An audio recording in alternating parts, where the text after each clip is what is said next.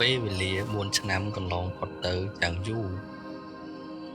ប៉ុន្តែសម្រាប់ខ្ញុំវាហាក់បីដូចជាចាំណាស់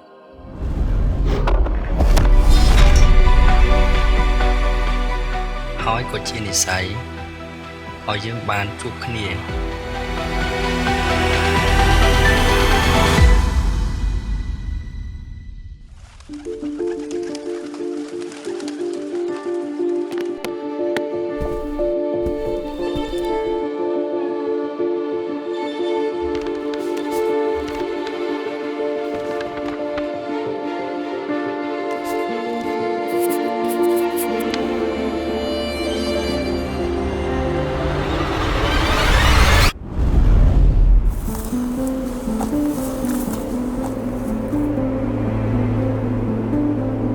ហើយក៏អរគុណដល់អូន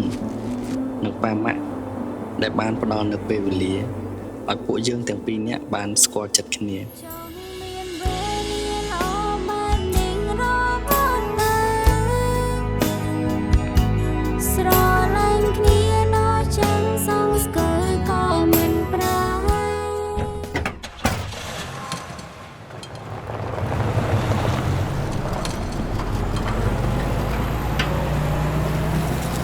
ជាចុងក្រោយ